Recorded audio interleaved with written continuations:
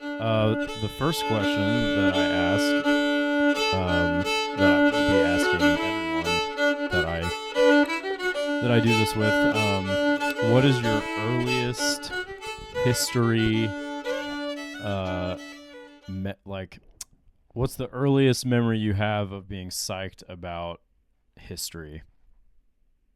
Oh man, I I remember it well. So my my parents, I probably was, I don't know, 9 or 10, and I was into Civil War history when I was real young, but then later on, 9, 10, 11, I started getting into frontier history, specifically 18th century in the Ohio country. And my parents said, well, hey, in Maryland, about 30 minutes away, there's a big fort called Fort Frederick, and let's go and check it out. Mm. And so we went to the museum and saw the mannequins dressed up, and I just thought this was cool. And then we went up to the fort. They had some interpreters dressed up, historical interpreters, just dressed up as British soldiers, and they were cooking and just awesome interpreters, super friendly, and something just clicked in my brain. And so one of the guys said, hey, here in a couple weeks, or I think it was in a month, they were doing their big market fair.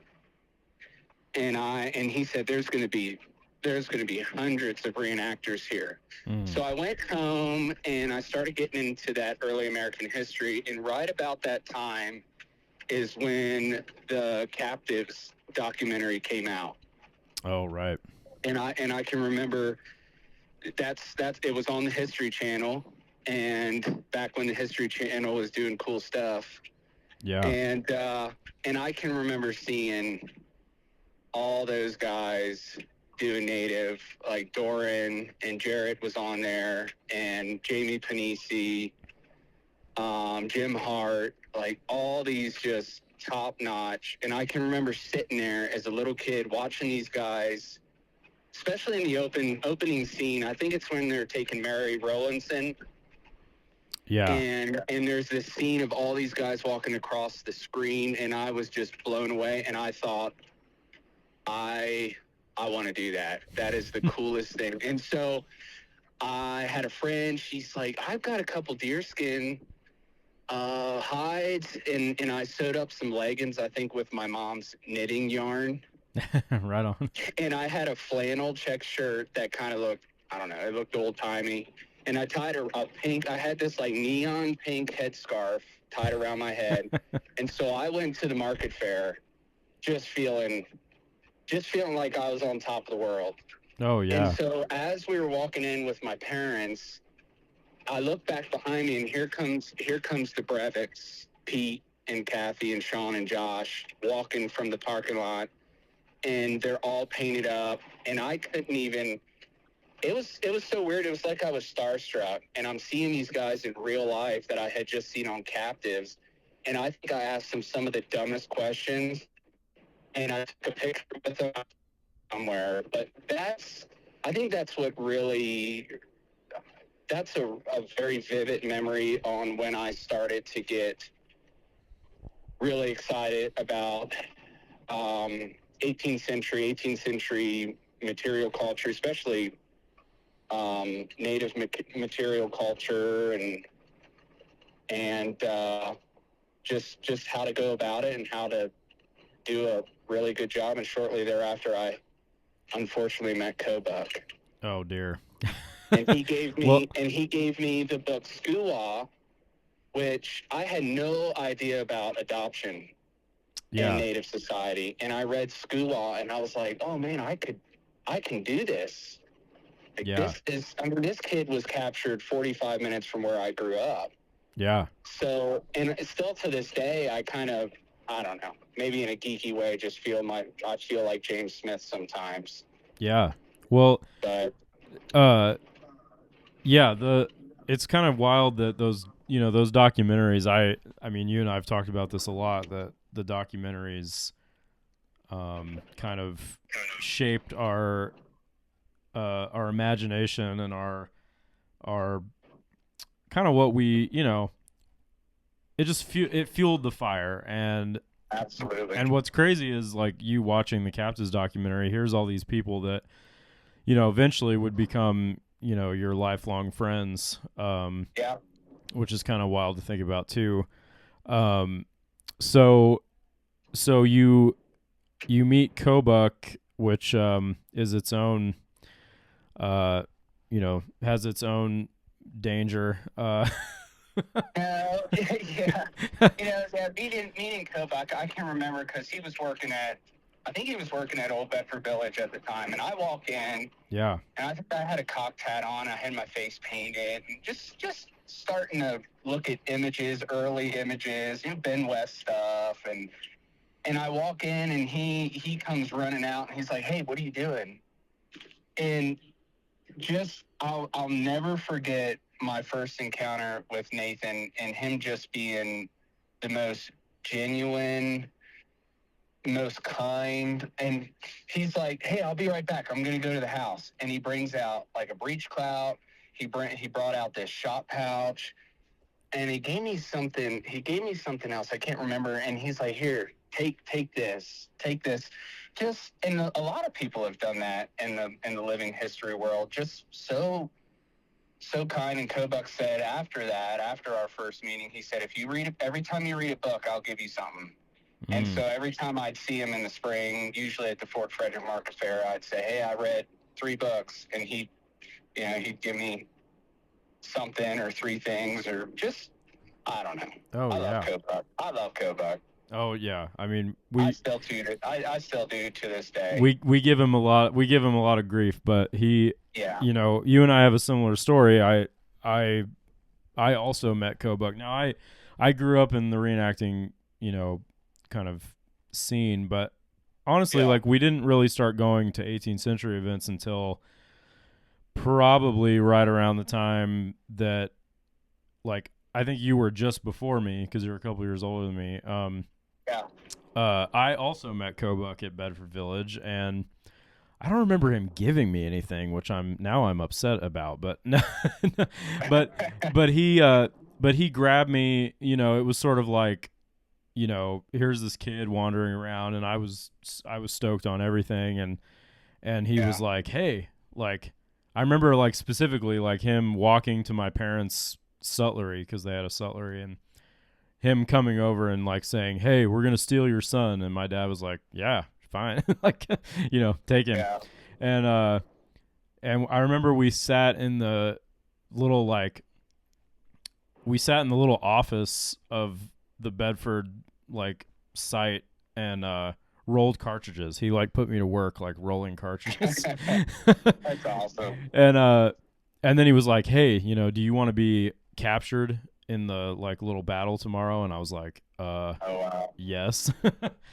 And the only disappointing part about that story was it was him and Mike Burke. So Mike was doing white guy, and Nathan was doing the native thing, and so the only disappointing part about it though was like it was me, and like they grabbed some little girl to be the other captive, and so Mike, we're like playing in this field. Basically, we were told like play in this field, and Mike's gonna like watch over you. And Kobuk, like they attacked and like killed Mike, and they dragged me off into the woods, and then they sat me down, and they're like, "All right, see ya." And I was like, "Wait, like you're supposed to take me with you." They just like left me.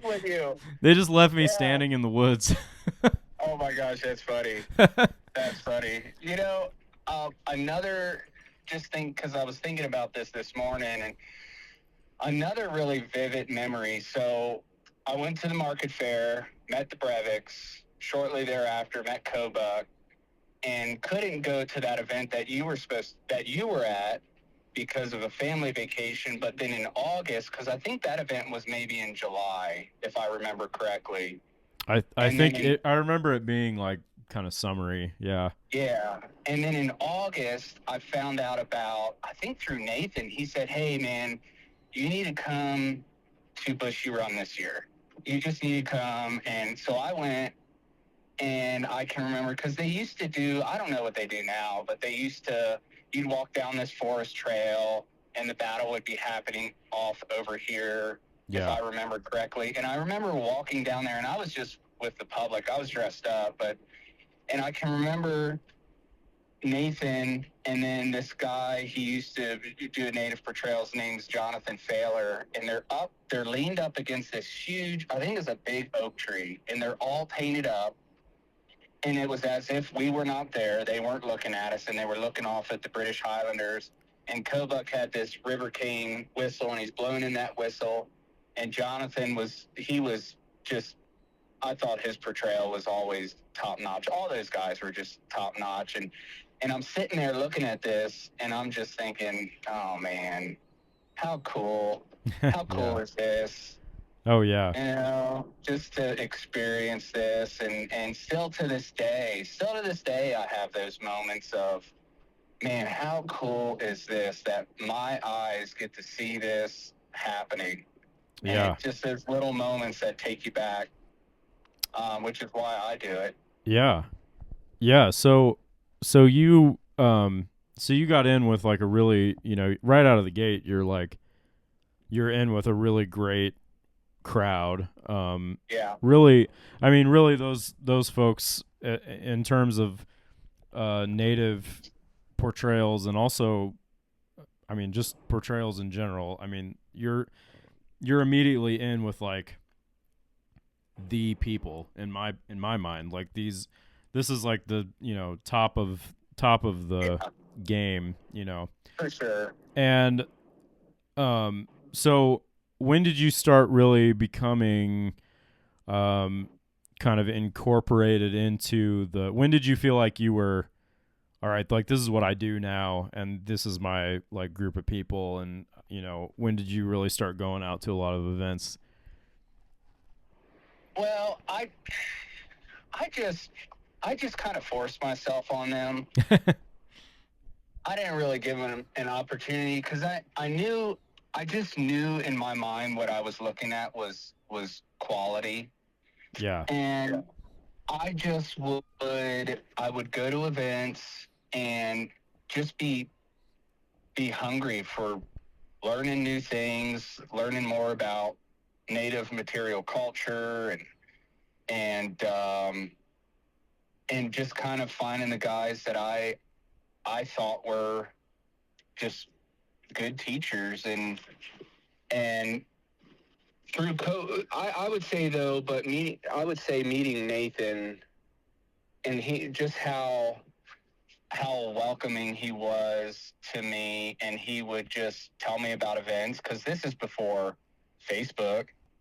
I Yeah. didn't have a cell phone. We had a house phone. Call me at 5. I'll be waiting by the phone, type deal. And Mm-hmm. so I would just hear about these events, and Kobuk would just introduce me to people. Yeah. And I was so excited. I tried really hard not to interrupt people and just listen, and but I don't know. I I never really thought of myself as being, how do I want to say it, kind of in with the cool kids, because Yeah. I don't really care about that kind of stuff. I Sure.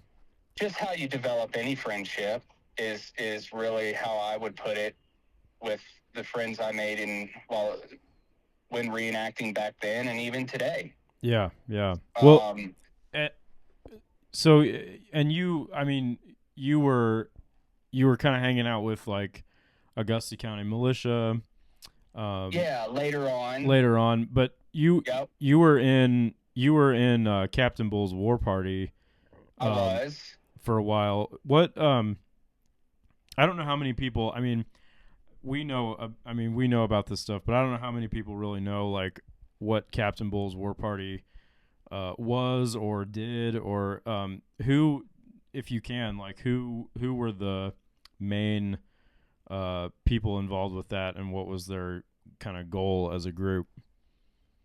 Yeah, so that was as far as I know, and this is going back when I was 16, 17, when I was running with those guys. But it was just, to my knowledge, it was Pete Breivik, who's the dad, that wanted to start up a group, and then his sons were obviously involved in that, and they just wanted to do. They were more focused um, on tribes up north, and they were doing like a combined Delaware, Mohawk, British Allied war party, and they did it, and still do it to this day. I mean, it's the only, to my knowledge, and there might be some others out there that have been some kind of native groups that are still going, but I mean, but for the high caliber of portrayals, like Captain Bulls has been the only one I've known of that has lasted this long. Yeah. And so I'd run into them at events, and they'd say, "Hey, come on out to an event with us. We're putting this group together." I think the first one I went to with them was at Boone's Homestead it was the first grand encampment that they did at Daniel Boone's Homestead in I was maybe there. 2002. I remember you were there. Yeah, I was a little drummer boy back then, but yeah, I was buddy. there.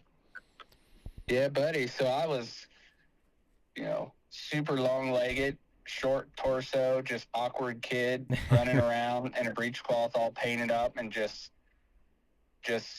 that was a really, because like I said, the Breivicks were the first guys that I saw in person doing a native portrayal that were just awesome. Mm-hmm. And so to be with these guys and running around with these guys, it was very, I felt very honored to be asked by them to be a part of their group, and was grateful for the time that I spent with them, and then just kind of started getting more into frontier white guy stuff and doing stuff. And I met Kraus and Ripley and all those other awesome guys, and that's what Nathan was doing at the time. And yeah, so I started going with them, and then we're in a couple events against Captain Bull's War Party, which was pretty cool. Yeah. But so no, that was a fun time. I did a lot of really cool events with the Breivicks. Yeah. And Captain Bulls. And then around that time too, you were doing some documentary stuff. Yeah. War That Made America was being put together. Yeah. Which I just got somebody. Who was it that showed me this? Oh, it was Will Manier. He showed me the trailer that they made that like wasn't the official trailer, but it was like they had to throw one together. And it's cool. Oh yeah, it's like cooler. In some ways it's cooler than the real trailer. Like I agree, because it's all these people that we know, and Kobuk's in it like a million times. Yeah, I know. And Dwayne and Jamie Panisi, I think he's in that, and Jeff Brock, which I don't think I've ever met Jeff, maybe once, but and then who's the other dude in there? Oh, James Blake. But yeah, I don't remember. I don't think I wasn't a part of that trailer, but that's when they were just getting it going. The War That Made America, that was a fun time. That was a crazy time. Yeah. But it was a cool experience. That's awesome. Met a lot of neat guys. Yeah. So yeah. So you were like pretty hardcore into it. Basically from like the late 90s into the 2000s, was there like kind of a lull in your participation for a while, or did you? Yes. Yeah, yep. I think the last event I went to was either 2008 or 2009, and then, or it might have been 2008 at Colonial Williamsburg, and then shortly thereafter, I I went to horseshoeing school in Oklahoma, and then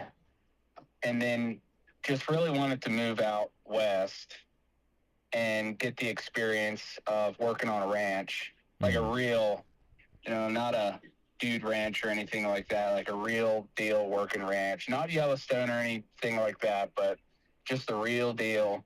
Because my dad was into horses and I loved horses, and I just wanted to be around horses more. And I did work on a guest ranch outside of Jackson Hole for a little bit, which is where I met my wife, Natalie. And then I ended up working on a ranch for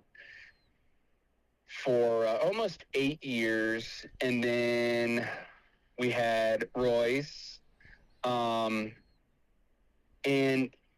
believe it or not, one day I was on Pinterest and I was looking up a craft to do with Royce, like probably pine cone figures or something stupid like that. And I happened to see a picture of, I can't remember if it was Josh Brevik or somebody, and it just brought back all those memories. And I got fired up and started reading more and getting back into it. And then I was showing stuff to Royce, and he was like, man, I want to go to one. I want to go to a reenactment. So I think he was 3 or maybe 4, and we drove all the way out to Fort Frederick for their trade fair, and it snowed on us. And that was kind of his first time doing anything 18th century. And through seeing that picture, and then through Royce getting fired up about this, and I'd show him old pictures of stuff like this, of me dressed as a native, and he was just blown away by it, and just reminded me of myself when I was a kid, and it just brought it all back. And I just haven't. I feel the same way as I did when I was 9 or 10, walking out of the parking lot at the trade fair and seeing the Breviks. Yeah. I still feel that way today. Yeah. Well, and that's the kind of thing that keeps you, I feel like a hobby like this, you kind of go through periods where, maybe you're a little burnt out, or like maybe you're kind of like, I've experienced that. Like, do I need to go do that again, or like whatever? But I think that next generation thing kind of keeps the fire burning, because it's like you're saying about like Kobuk, helping you out when you were young, and like, mm-hmm. I think helping people get excited. Like I get excited when I know like other people are getting excited, and I think it's good for, us who are kind of becoming the, we're starting to transition into like that,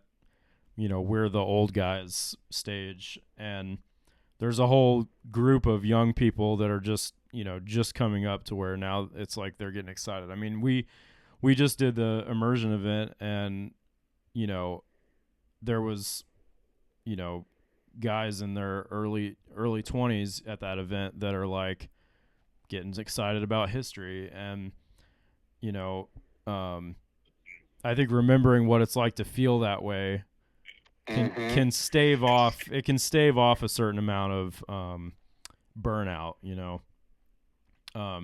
which is why, like, one of the things I love about our friendship is we're constantly, you're sending me like, hey, guess, like, look what I'm watching, and, and you're watching one of those 1990s or early 2000s documentaries, and I've seen them a million times, but like every time I see them, it's like Yeah. Yeah, oh, it's they never get old. Yeah, what were we watching?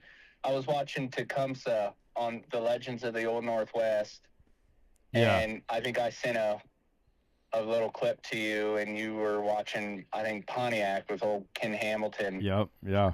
Which those I think, if I'm not mistaken, I think those came out about almost about the same time Captives did. I think So it was so. I just think late. all this cool stuff. Oh yeah. Yeah. Yeah, Yeah. there was a lot of cool documentaries, coming out, and cool like interests, and then you had like the 250th of the French and Indian War, and so there was Oh, like yeah. there was just a lot of stuff happening, um, in that time period, and I feel like now we're going through another one of those eras where you've got the 250th of the Rev War coming, Mm-hmm. in full swing now, and you and I are working together a lot on these kind of immersion events, and I don't know, it just feels.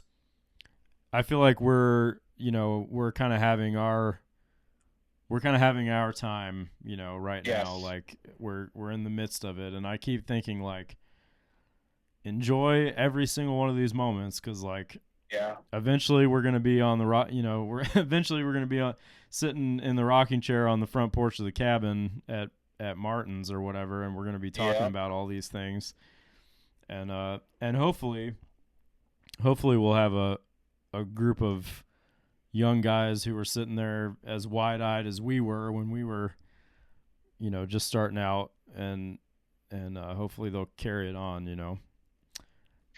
Yeah.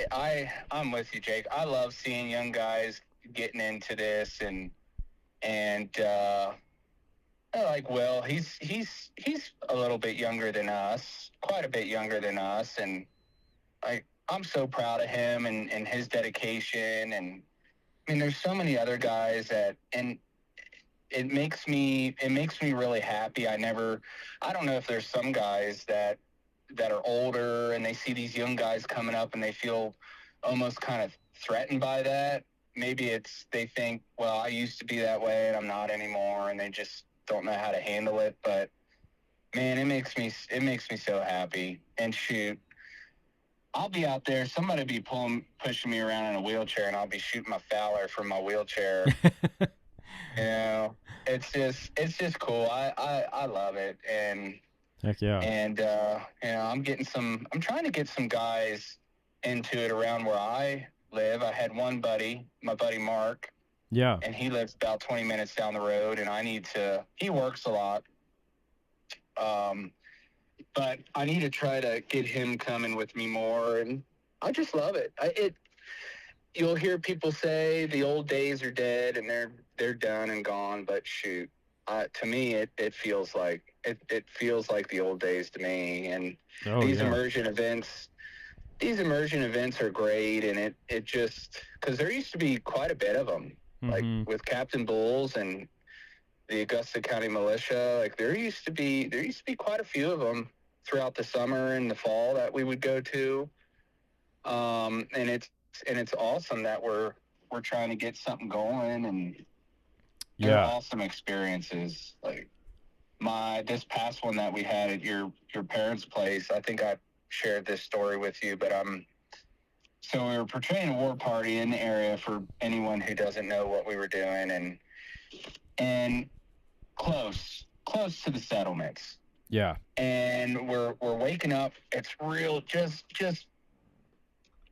getting light out in the morning, and I'm laying there and getting ready to get up, and the birds just come alive, and then I start hearing a dog barking, and then I hear this cow, and she's calling for her baby, and it was just that, her calf.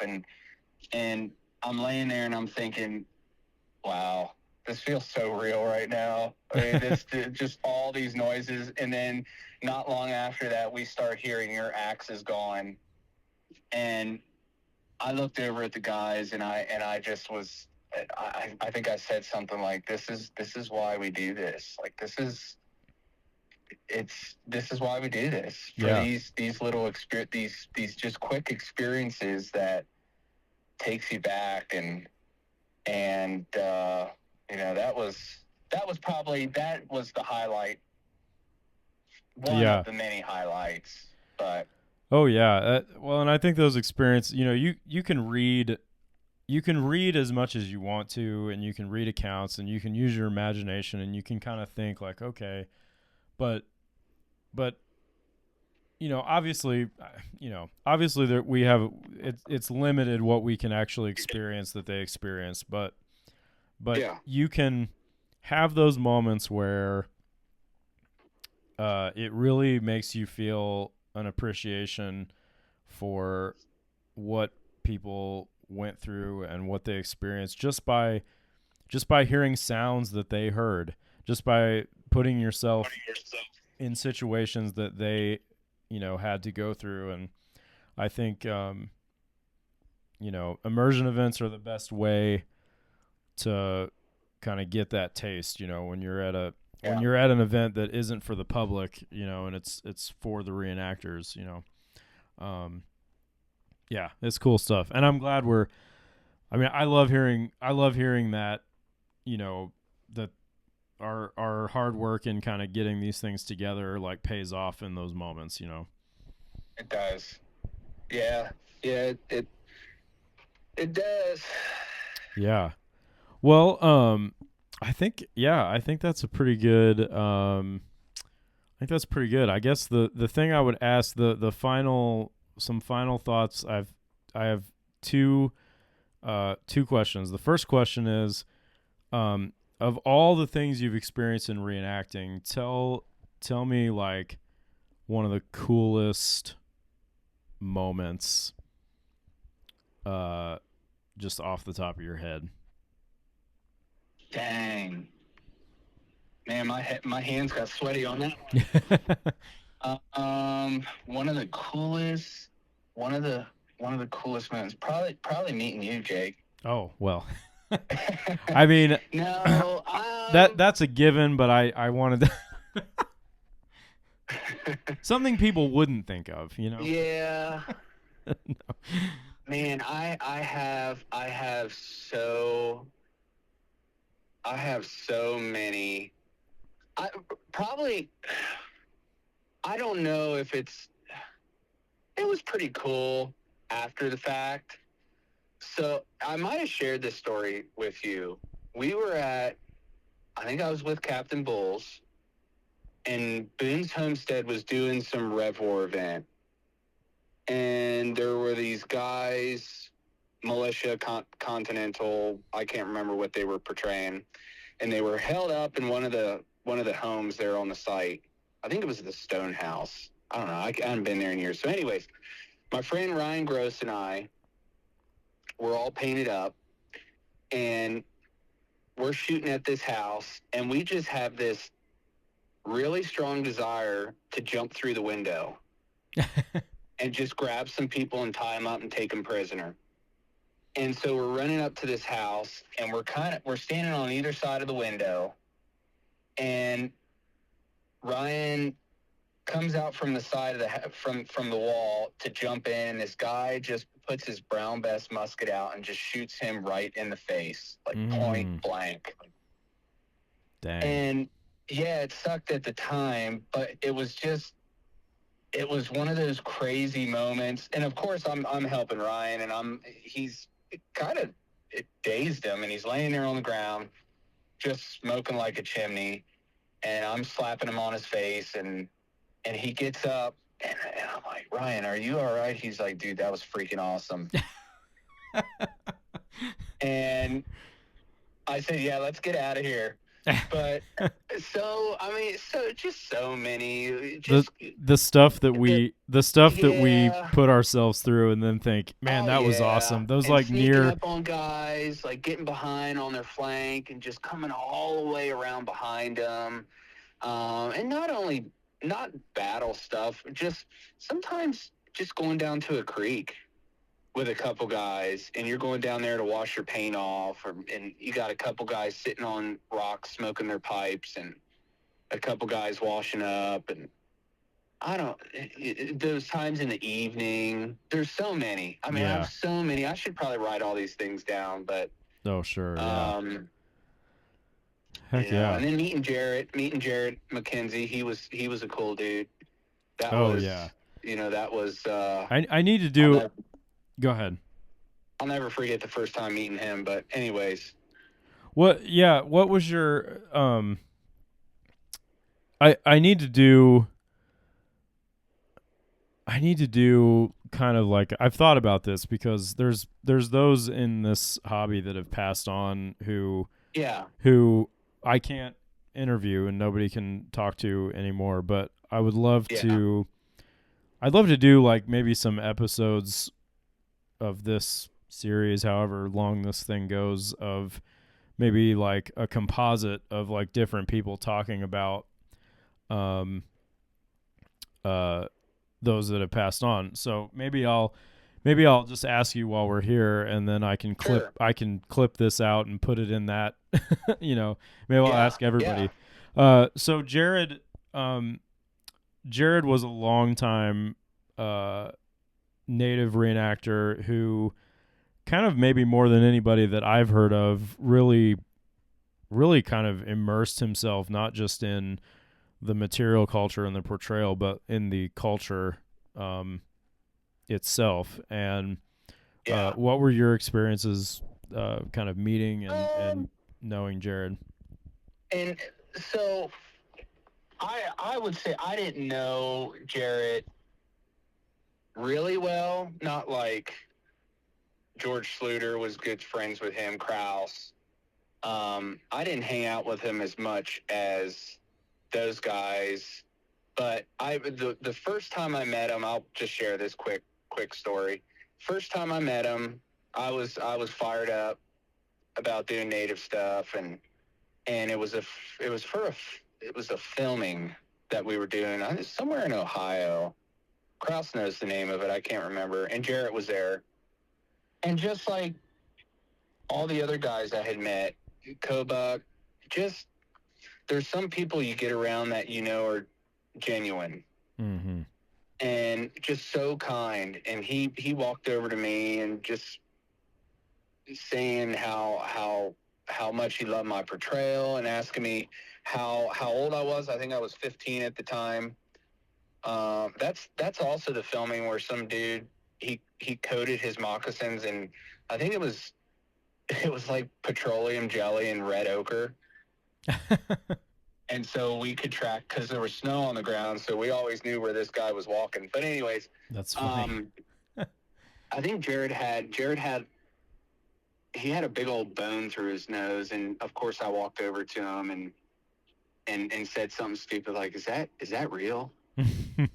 And he started taking it back and forth through his septum and doing something funny like, like he was a goofy dude, but and just chatting with him for that whole filming and just the way he did things. I noticed that in the filming, so we were portraying, this was 1791, I think, is what we were portraying. It was the Big Bottom Massacre is what it's called. And it was a Okay. war party that came down on the ice and attacked a settlement in Ohio. And so that's what we were portraying. So we're all painted up. We're in the snow, which traditionally, from what I've read, a lot of times war parties, they're not going to war in the winter time. That's like time to stay home. So anyways, that was cool to research that, and I just noticed we had tump lines and everybody had them across their shoulders, and Jared had it just on one shoulder, and he's walking, and I noticed that, and I said, and then he had a shot pouch and his powder horn under his capote.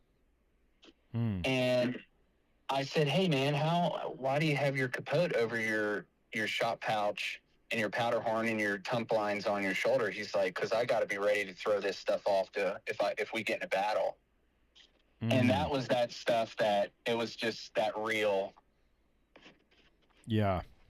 that realness because he was operating on the assumption that like if stuff really hits the fan, I'm ditching this stuff because I got to move. Yeah. Yeah. Yep. Exactly.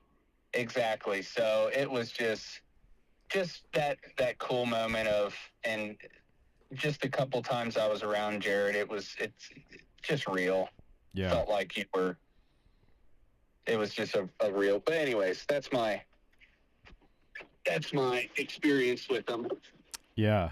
That's really cool. I know I never got to meet him myself, and I mean I'm sure I attended some of the same events that he was at, but I never got to meet him, and heard a lot of cool stories over the years. And of course I loved watching him in the Fallen Timbers documentary. And Oh yeah, old William Wells. yeah, William Wells is bad to the bone. Oh yeah. So really, I mean, just really cool. Yeah. So I guess the other question, I wanted to kind of circle back to childhood, because you and I, we love our historical films. Yes. And I this phenomenon, like, it's funny because Eileen, like, when when I get ready for an event, I watch films to get into the, it just kind of gets me like amped and ready to go. Yes. And I'll watch the same movie like over and over and over Oh yeah. and over again. And I remember one time, like, we had watched Last of the Mohicans or whatever, and then I said, it was like not very long later, and I was like, I'm gonna watch Last of the Mohicans, and she was like, again? She's like, we just watched it like a couple weeks ago, and I was like, yeah, like I want to watch it again. So she's gotten used to that, and she, thankfully she thinks it's cute, and she doesn't. Yeah. Yeah, and because Eileen is awesome. Yeah, she is. She's awesome. So when you were a kid, this segment's more for Tony Bertolino than anybody else. Yes. What? Love Tony. What do you, when you saw Last of the Mohicans for the first time? Yeah. How did that affect your life? Oh, it was, and I was so young when I saw it, just like you, that I thought it was super cool, and it definitely helped with wanting to know more about what that movie was about. Yeah. And frontier history, French and Indian War, and just seeing all those guys painted up, and just that frontier vibe. Yeah. Definitely. The movie that I still watch to get me fired up for a 22-hour drive usually is it's going to be Boone and Crockett, the Hunter Heroes, that the History Channel did. Yeah. I love that movie. Right on. Or documentary. Yeah. I really enjoy. There was a lot of good. There's a lot of good natives in that. Mm-hmm. I think Jarrett's in that. A bunch of other really high caliber reenactors. Mark Baker playing Davy Crockett. Yeah, I wasn't. Yeah, the one on he prefers David. Jacob. David Crockett. Yeah, David Crockett. That one was good. It was good, but I don't usually watch that one. You Rose like the Daniel Boone because he part. likes the Alamo. But yeah, the one on Daniel Boone, because I'm listening to on Audible. I'm listening to the Nathan Boone interview by Draper. Oh, right on. That's cool. That's pretty cool. There's a lot of little neat accounts in there. Yeah, I loved all those. I mean, I devoured those History Channel documentaries when I was young, and so many of the people that I grew up, you know, I grew up knowing a lot of those people, and Yeah. that were in those, and so, you know, seeing it now, like watching them now is sort of like taking a little trip down memory lane, and there's people on there that have passed away, and there's people that, Yeah. you know, are no longer in the hobby, and so it is like it's pretty cool. And you know, with Last of the Mohicans too, you know, little did you and I know that when we first saw those, that we would become friends even with people that were in those, you know, extras in that movie. So it's just pretty cool how, like, what a great community this is really to be a part of, and a community that I'll never not be a part of. You know, it's just Yeah. I mean, the people who I know who were in it and like got out of it and kind of, you know, you don't hear from them anymore. That's, you know, you kind of know, like, I don't know, you kind of know who like the lifers are, you know. Yeah. And and I just love, I mean, like you, I just, you know, I still feel that way that I felt, you know, when I was 8, 9, 10, 11 years old, you know, running around and just fired up, man. Yeah, buddy. So Yeah, buddy. That's what I'm talking about. Better than money in the bank. that's right. Yeah. So well, and usually that is the case. Yeah. uh, Yeah, because there's not much if you want to buy cool stuff. yeah, that's right. Yeah. Right. So Last of the Mohicans has the David McClanahan endorsement. I wouldn't go that far. That's really that's the only let's- reason I'm doing this oral history, is to see how many people like Yeah. Last of the Mohicans.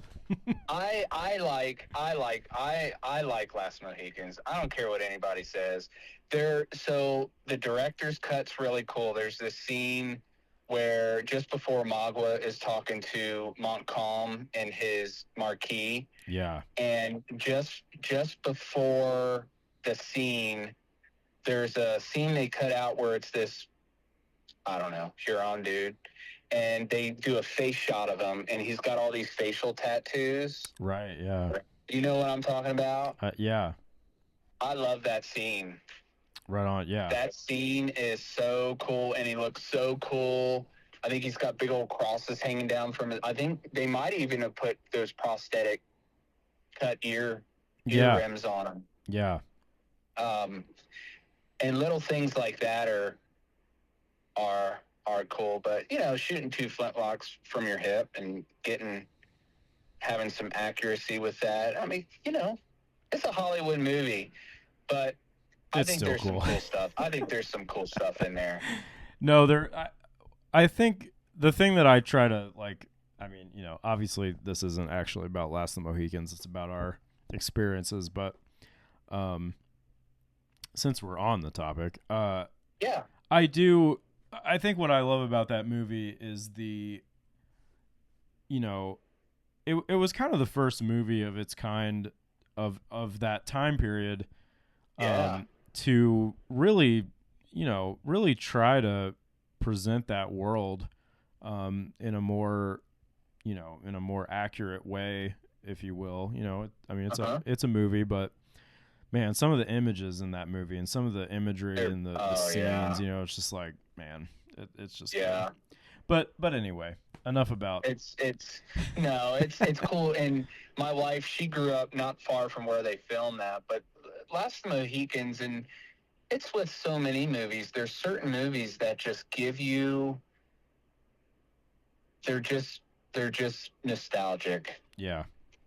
And when you watch them and you're sitting there and you're watching them, they just give you this feel that it just takes you back to those early days when you first started getting into reenacting and what living history means to you. And it could be Black Robe, Last Mohicans, Dances with Wolves. I mean, it's just, there's some movies out there that just, They just make you feel good. They do, yeah, yeah. That's one of the. I mean, yeah, all those movies. Oh yeah. I love them. So what are your hopes and dreams for the future of the hobby? Hopes and dreams. Just to continue with how they're going, bringing in more folks into the reenacting community, guys doing, if you want to call them adoptee portrayals, getting more native and non-natives doing it. And because I'm all, even where I live out here, the Wind River Reservation isn't too far from me, and sometimes I'll bump into native folks and get to talking. So I'm kind of always looking to get more people involved in this. Just being just kind-hearted and I would say those are my dreams, to just learn new skills. I'm starting to learn how to I want to learn how to do quill work, so I've started doing that a little bit. Nice. Yeah, just to continue, uh, just one step in front of the other. Yeah, yeah. Well, and yeah, helping people get involved and get excited is a really rewarding thing. And I think, like you said, going back to Kobuk, being kind to you, and then Oh yeah. you pass that on to other people, and yeah, I really think the hobby's in good shape. I hear these doomsday thing. Oh, you know, the hobby's dying, Yeah. and but man, I don't think so. I think No, it's no, it's easy to get hung up on things, but I try to, and sometimes I'll get hung up on some stuff, but I gotta remind myself of why I started doing this, and it's not to get recognized or to be in magazines or paintings or documentaries. That's not why I started this and yeah, got involved in this. I just, Tony would always say, you get to smell it, you get to see it, you get to taste it, and that just meant more to him than reading it in a book. yeah, And that's why it just something in my brain when I saw the Brevicks that first time and go on to Fort Frederick and Nathan and meeting Dwayne. Dwayne was a huge influence on me too, and just the way it made me feel meeting those guys and then going to events and being out in the woods. And I mean, that's what I'm after to this day. yeah, yeah. So Right on. yeah, man, Well, that's what I'm talking about. I agree with all of that. Well, that sounds like a good place to put a pin in it. And Yeah, buddy. yeah, I appreciate you doing this. And Put a stamp on it, send it. that's right. Sounds good. Well, cool, man. Yes, sir. I appreciate you. Yeah, It's been, yeah, good chatting with you as always. yeah.